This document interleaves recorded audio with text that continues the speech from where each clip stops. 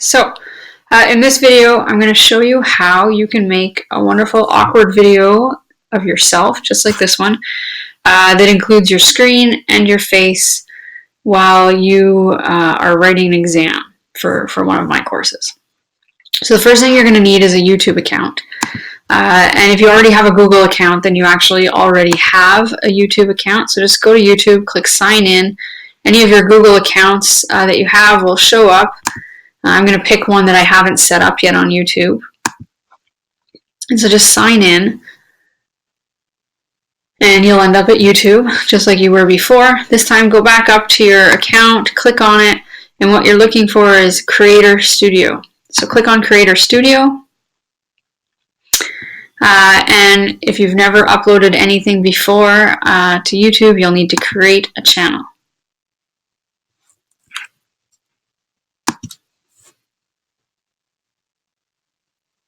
Okay, so there you go. Now you have a channel. You can upload videos, but what we're going to be looking for here is live streaming.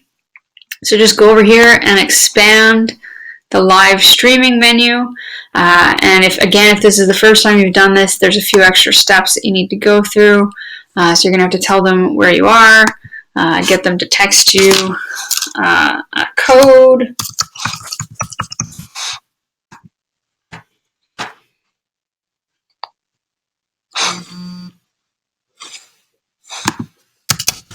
Code will come pretty quickly. Get that in there so that you can verify your account. So far, so good. Now over here, it's going to show you that you have a bit of a checklist that you have to set up some encoding software in order to get things going. And so that's what we're going to do first. So the software that I have found that is the easiest to use is something called OBS software. OBS broadcasting. So you can search for that on Google. It's this one right here, obsproject.com. Click here, and it's for Windows and for Mac, which is great, and you would just download it so that you could get it going. Now I've already downloaded this, so I'm going to skip ahead to opening it from my programs that I have. When you first open the program, this is what it's going to look like. It's going to be a pretty blank screen. You're going to think this isn't working, but it is, and so there's a few things we need to do. First, we need to tell it what it is that we want to record, and we do that by adding sources of content. The first thing we want to add is the ability to record and then display our screen. So that comes under display capture. Just click display capture. Just leave it the way it is. Click OK. Here again, just leave this the way it is. You want to make sure you're showing your cursor, as that can be helpful when you're recording your screen. And once again, click OK.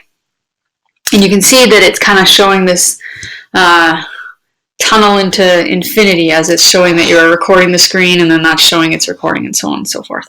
But you also want to include, if you're writing an exam, you're going to want to include your video as well. So here you're going to want to click video capture device. That part's fine, just say OK. And then you're going to pick your device. On a Mac, that's often going to be the built-in FaceTime HD camera. In other cases, it's going to be whatever webcam you have set up. It's going to give you a preview of what the camera is capturing so that you know that it's the right one. Just leave the use preset checked off and you're all set. Click OK. And you'll see that now what's going to be recorded here that it's showing you includes your little video of your face. So we want to move this down to the bottom right-hand corner, and we want to make it significantly smaller because few people enjoy staring at their face for the duration. So now what you see here is this is your big screen. You can even, if you want to make sure that the whole screen is showing, you can actually change the size of that too. So if you make it like that, then no part of your screen will be hidden. Or it's okay if you want to make it the full screen, because so long as you've made this part small enough, it's not going to cover up any part of the exam that really matters. So that's up to you. We can err on the side of caution though, and make sure we've got the full screen and the full video and go like that. The next thing you want to pay attention to is this mic section down here. You want to make sure that it's moving. So you can see as I talk, it goes up. When I'm quiet, it goes down. You want to make sure that it's doing that because that's telling you that it's accurately capturing the mic and the audio. If there's nothing happening here, then you might want to click here for settings, click properties, and then make sure that, if you click built-in microphone, and that will make sure that you're getting what you need to be getting. Sometimes I like to snap a few times just to really make sure that it's getting the full spectrum of the audio. If you don't see something happen when you snap, then it's definitely not working. All right, so now you've got this software pretty much set up. There's just one thing missing, and that's telling it where you're going to stream. If you just wanted to record, you're already set to go. You can click Start Recording, and it's going to save a video recording of everything that happens on your screen and then your little face video. So you can stop there if you'd like. In that case, you'd have to later upload the video to YouTube, which is not hard to do at all, or transfer it to Vimeo or any other video source that will host a file. It will, however, create a file that's pretty large. So for about an hour and a half, which is usually the length of an exam, that's going to create about a 3.6 to 4 gigabyte file. So if your computer doesn't have space for that much, then you might not want to pick that option. You can easily figure out how much space you have on your computer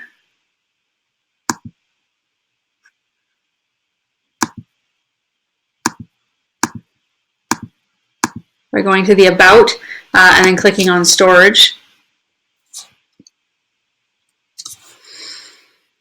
And so here, it's calculating, but basically it's telling me that I have plenty of room that I'll be able to handle a 3 gigabyte video. So you might want to check that on your computer. If you're getting really close, then that might not work well for you. All right, but let's say that you want to stream, because then you don't have to have any space available on your computer, and that's the wonderful thing about streaming.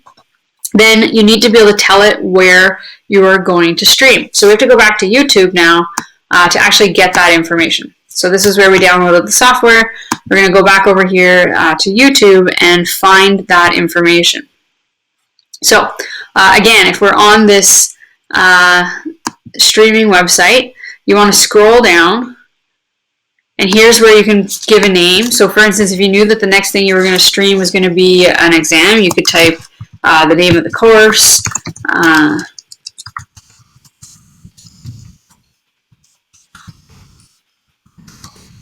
something like that. That's totally fine. Pick a category. This again does not matter because we're not going to be sending these things viral. This is the important part. You don't want this to go public. You don't want all your friends to be able to watch this.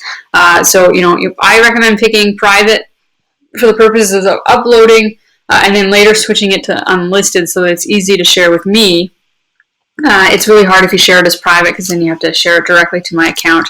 It's easier if you just pick unlisted. As soon as I'm done with it, you can delete it so that it's gone for good. So pick unlisted or private, whichever you prefer, and that'll prevent people from just stumbling upon your awkward video of you writing an exam. But this is what we're looking for right here. We're looking for your server URL for the encoder setup. So you just want to copy that and go back to OBS. And we want to do the settings so that we can tell it where to stream. So you click settings down here. You can ignore all of this, and all we're interested in is stream. And we want to, it'll default to this, to streaming services. We want to switch to custom streaming server, and that's going to ask us for information. This is where you paste that URL that you just found under URL, but it also needs a streaming key. So go back to here, and you have to click reveal, and it will show you your streaming key. Now this is something that you want to keep private. So for instance, when I'm done with this video, I'm going to reset this key so that it remains private. But I've copied it, and I'm going to enter it here. You can show if you just want to make sure that you copied it properly, and then click OK, and now it knows where to stream. So we're pretty much all set. And all you have to do now is click Start Stream. And there you go. You're live and you are streaming to YouTube. So in the next little video, I'll show you how to find that video on YouTube and what to do with it next. When you're done, you click Stop Streaming.